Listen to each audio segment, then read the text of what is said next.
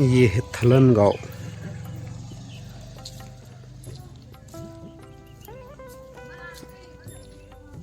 दोपहर के 3 बजे हम यहाँ पर पहुँचे थे। 3 बजे के बाद हमने आगे जाना रद्द कर दिया और यहीं पर रुके। यहाँ पर कमरे भी मिलते हैं और भोजन की, रहने की सब व्यवस्था है।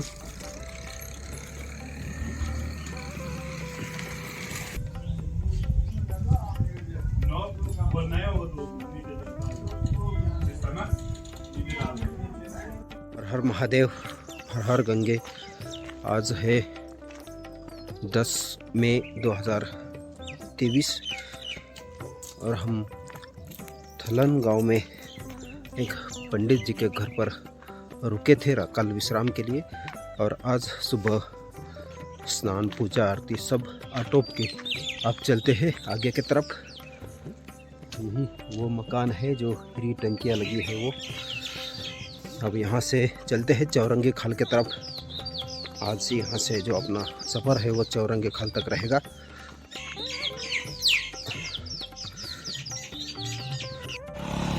अभी सुबह के 6:21 हो चुके हैं और आज है 11 मई 2023।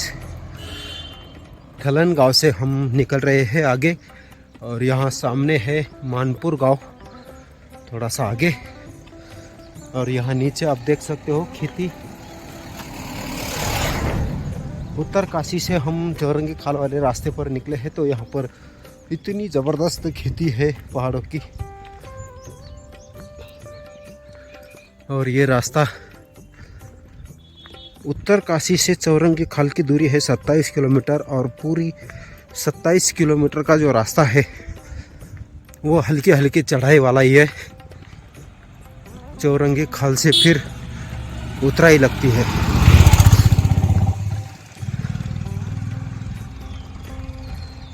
आज हम थलन गांव से चौरंगी खाल की तरफ निकले हैं तो यहाँ से 21 किलोमीटर की दूरी है चौरंगी खाल की। तो हम बढ़ते हैं धीरे धीरे आगे, क्योंकि सुबह सुबह का टाइम चलने के लिए बहुत अच्छा रहता है।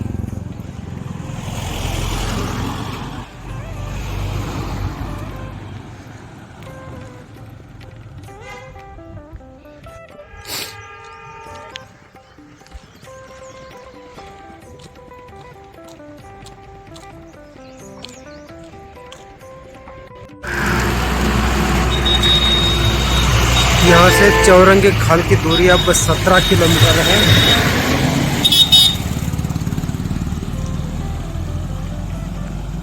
तो हम बढ़ते हैं धीरे धीरे आगे।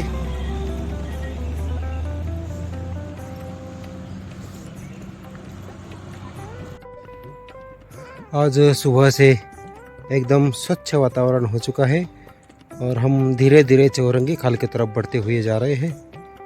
एकदम क्लियर मौसम होने के कारण पहाड़ों की खूबसूरती भी बहुत सुंदर नज़र आती है। अब देखिए यहाँ से हमें, यहाँ झाड़ों के सामने एक गांव आएगा मानपुर, और उसी गांव से फिर हमको उस पहाड़ी के तरफ मुड़ना है। और ये रास्ता जो है वो एकदम उस टॉप के उस पार जाकर फिर पहाड़ी के उस तरफ से चलेगा। ऐसे ही घूमते घूमते हमें चौरंगी खाल की तरफ जाना है। ये जो उत्तर काशी से केदारनाथ जाने वाला ये जो शॉर्टकट वाला मार्ग है रोड का, ये काफ़ी घूमते घूमते लेकर जाएगा। तो हम आज चौरंगी खाल तक तो पहुँचेंगे ही। और हमारे साथ चलने वाले जो दोनों महाराज जी हैं पुणे के और बनारस के, वो भी रात्रि उत्तर काशी में रुके थे। तो आज चौरंगी खाल तक हमें साथ मिल जाएंगे। तो हम चौरंगी खाल पे ही उनका इंतज़ार करेंगे, क्योंकि वो भी आज चौरंगी खाल तक पहुंच पाएंगे।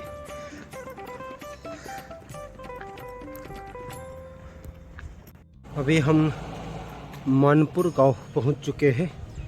अब मानपुर गांव से हम बढ़ते हैं धीरे धीरे आगे यहाँ पर काफ़ी सारे होटल और होम स्टे है मानपुर गांव में भी।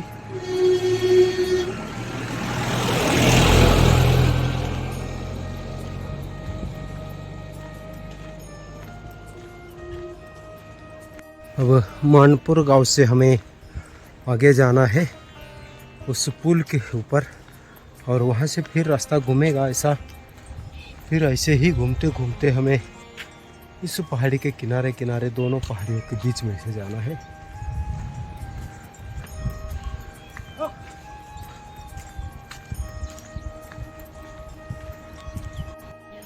आज है 11 मई 2023 और हम उत्तराखंड की यात्रा में उत्तरकाशी से केदारनाथ के रास्ते पर जा रहे हैं। तो यहाँ मानपुर गांव से थोड़ा सा आगे निकले हैं तो आप देख सकते हो यहाँ पर गेहूं की फसल आज भी खेतों में खड़ी है। ये देखिए गेहूं, और अच्छी है फसल, लेकिन इन लोगों का कहना है कि इस वर्ष यहाँ पर बारिश बहुत दिनों से चालू है, इसलिए इसे पकने में ज़्यादा टाइम लगा। क्योंकि मौसम ठंडा रहा तो इसे पकने में और ज़्यादा टाइम लगा, तो काफ़ी लेट हो गई है। पिछले महीने में ही ये फसल पूरी निकलनी चाहिए थी, लेकिन अभी पक रही है। तो अभी यहाँ की गेहूँ खेतों से निकालना चालू है, और यहाँ पर है ये ब्रिज। अभी इस ब्रिज को पार करते हुए हमें इस तरफ मुड़ना है। ऐसा ये घुमावदार रास्ता है, इसी रास्ते से हम अब केदारनाथ की तरफ जा रहे हैं। हरिओम हरिओम। मानपुर से हम धीरे धीरे चल रहे हैं अभी चौरंगी खाल की तरफ।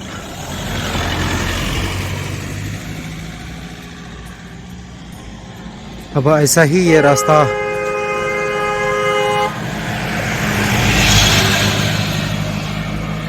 थोड़ा सा आगे जाकर उस तरफ मुड़ेगा और उसी पहाड़ी के किनारे किनारे से चलेगा आगे।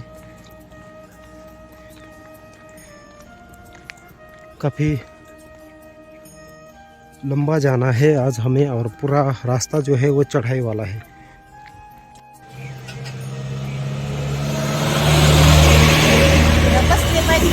यहाँ पर है मिनी मसूरी रेस्टोरेंट, जहाँ पर हम थोड़ा सा चाय प्रसादी के लिए रुके थे।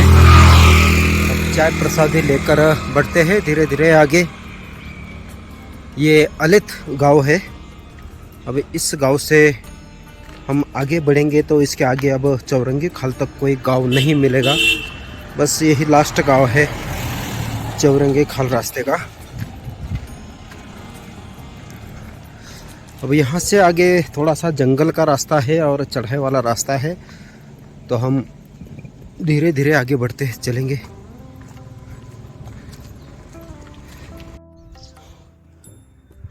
इसी गांव में यहाँ पर एक मंदिर है।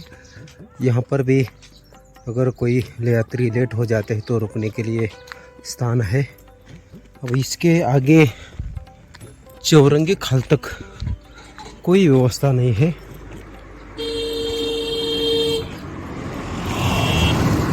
तो हम अब चलते हैं चौरंगी खाल की तरफ।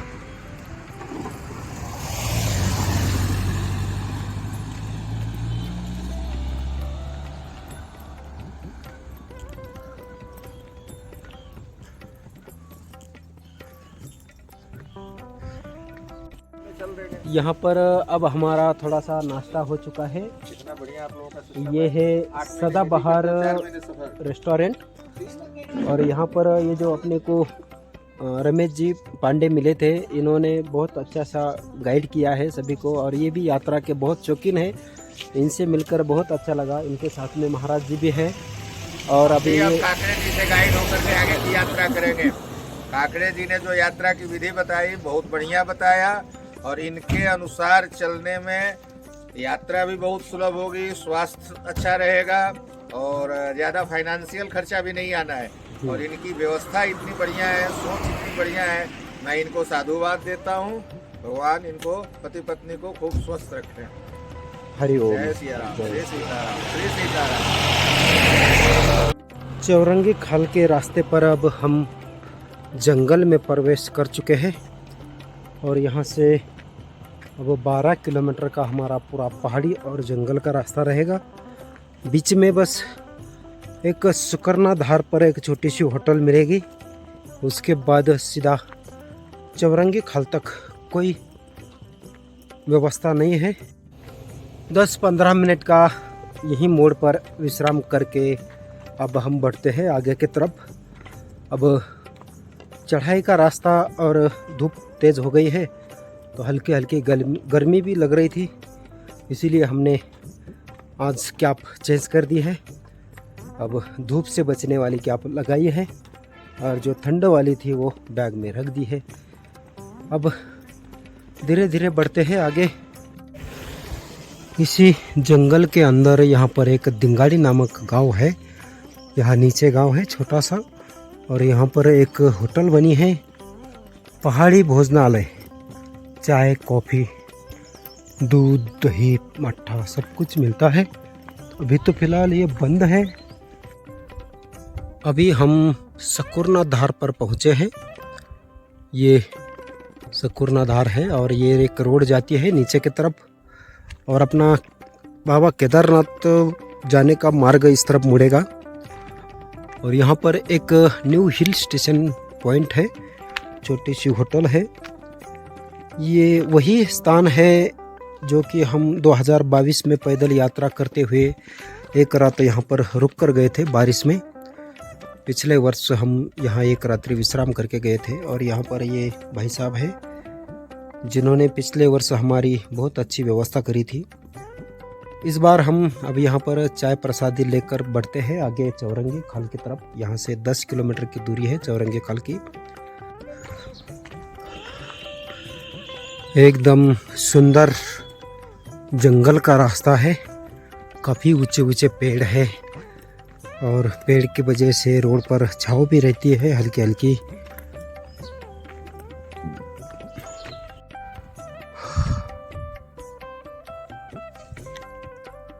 अभी दोपहर के 11:35 हो चुके हैं, और यहाँ से देखिए अब चौरंगी खाल जो है वो 7 किलोमीटर बचा है। लंबगांव 34 और श्रीनगर 128। तो हमें लंबगांव भी नहीं जाना है और श्रीनगर भी नहीं जाना है, बस इसी रास्ते से हम लंबगांव के पहले ही मुड़ जाएंगे दूसरी तरफ। देखिए हम किस रास्ते से आए हैं। ये जो दोनों पहाड़ी की चोटियाँ दिख रही है, उस दोनों के बीच में से हम धीरे धीरे ऊपर चढ़ते हुए ऐसे ही आए हैं, और यहाँ से अब हमें ऐसे ही जाना है तो इस पहाड़ की चोटी के पास। ये देखिए जंगल के बीचों बीच यहाँ पर कुछ होटलें बनी हैं। थोड़ा सा मैदान है जंगल के बीच में, और कुछ लोग रहते हैं, उनके होटल है। यहाँ पर एक होटल का नवीनीकरण का काम चालू है, तो इंजन भी चालू है। थोड़ा सा रेस्ट करने के लिए यहाँ पर रुके थे। तो यहाँ पर घंटा ले लिया है महाराज जी से हमने, और अब 5-10 मिनट का रेस्ट करके फिर बढ़ेंगे आगे। यहाँ से 5 किलोमीटर बचा है अभी चौरंगी खाल। हर हर गंगे जय भोलेनाथ। वहाँ पर होटल के पास में हमने फंटा ले लिया था, लेकिन वहाँ से थोड़ा सा एक आधा किलोमीटर सामने आए हैं, और यही वन में ही थोड़ा सा छाँव में बैठे हैं रोड के किनारे पर, और थोड़ा सा बाल भोग और ये फंटा जो है वो लेते हैं। रोड के किनारे पर बैठकर हल्का सा वन भोजन का भी आनंद लेते हैं। थोड़ा फर नाश्ता करने के बाद और रेस्ट करने के बाद अब हम यहाँ से चलते हैं चौरंगी खाल की तरफ। यहाँ से 3.5 किलोमीटर बचा है चौरंगी खाल।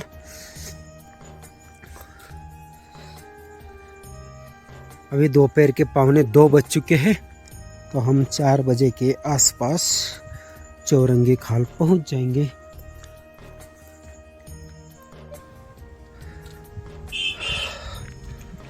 जब हम कहाँ से आए ऐसा पीछे मुड़कर देख रहे हैं तो हमें भी कोई समझ में नहीं आ रहा है कि हम कहाँ से चले आ रहे हैं। ये देखिए उस तरफ जो नीचे लाल कलर का एक मकान नज़र आता है उसके ऊपर रोड का रास्ता है और वहीं से चले ऐसे घूमते घूमते घूमते घूमते हुए यहाँ पर पहुँचे हैं।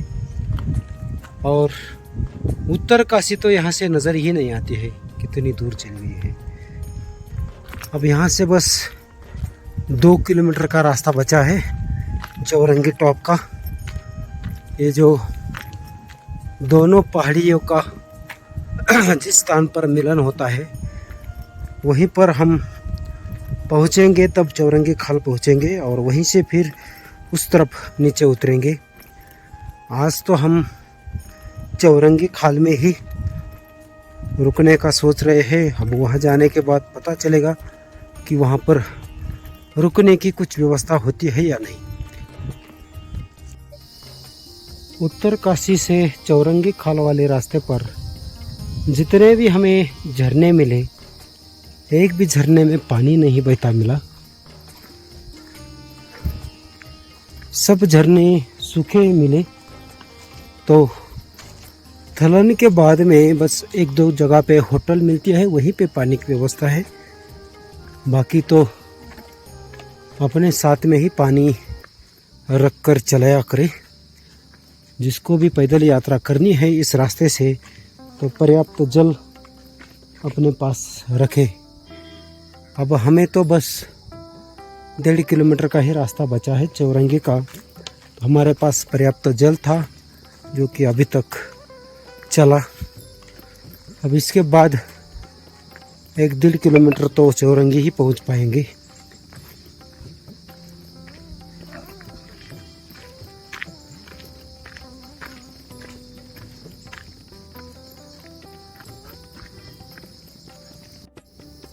ये देखिए यहाँ से चौरंगी खाल की दूरी जो है बस 1 किलोमीटर बची है। तो हम अब 20-25 मिनट के बाद चौरंगी खाल पहुँच पाएंगे। जो आज का जो चढ़ाई वाला सफ़र था वो चौरंगी खाल जाकर पूरा हो जाएगा। चौरंगी खाल से फिर आज का जो चढ़ाई वाला रास्ता है वो तो ख़त्म हो जाएगा। तो हम बढ़ते हैं धीरे धीरे आगे। चौरंगी खाल से 700-800 मीटर पहले यहाँ पर एक मोड़ है जहाँ पर ये प्रतीक्षालय के जैसा एक शेड बना है और आगे छोटे छोटे 2 मंदिर है।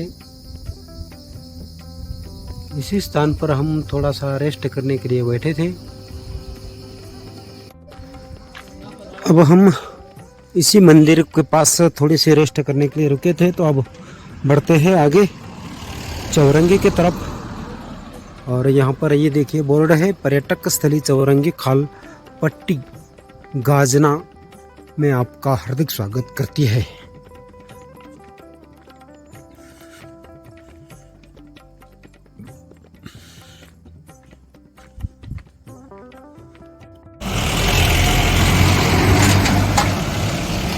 अभी हम चौरंगी खाल पहुंचने वाले हैं। जी जी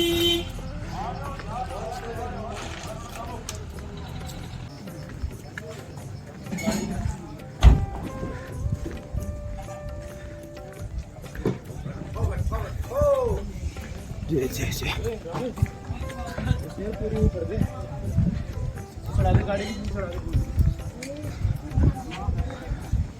ये है आगे श्री चौरंगीनाथ मंदिर चौरंगी खाल का।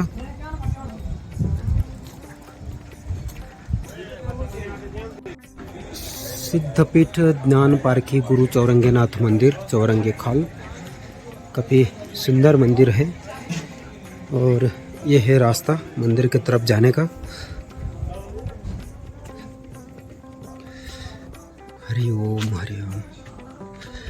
भगवान तुम्हारी रक्षा हो, सब कुटुंब सब परिवार रक्षा करे, यात्रा सब करे, मनोकामना पूर्ण करे, अब तो को खंडन करे, रोजों को पसंद करे, आपकी सब कुटुंब सब परिवार रक्षा। अखंड ज्योति का महत्व है। जब से ये मंदिर बना है बराबर अखंड ज्योति, श्रद्धालु तेल लाते हैं अपनी मन्नत के लिए, कोई सिरफल देता है, ये नारियल, तो ये बराबर है। भगवान की कृपा है, गोरखनाथ के शिष्य है, जाति गुरु है। ये ज्ञान पार किए 9 नाथों में से सबसे ज्यादा ज्ञानी था ये। जी जी जी। बस ये है इस देवता की कुंड। और ये काफी सुंदर मंदिर है। इसके दर्शन करने के बाद ये परिक्रमा करते हैं। हाँ। जो अपनी मनोकामना होती है वो एकदम सिद्ध हो जाती है वो बात। हाँ महाराज जी, जी। आप चाय पी। चौरंगी खाल में हम इस झोपड़ी में रुके हैं। काफ़ी सुंदर स्थान है ये। तो आज का वीडियो करते हैं यहीं पे समाप्त। मिलते हैं अगले वीडियो में। हर हर गंगे।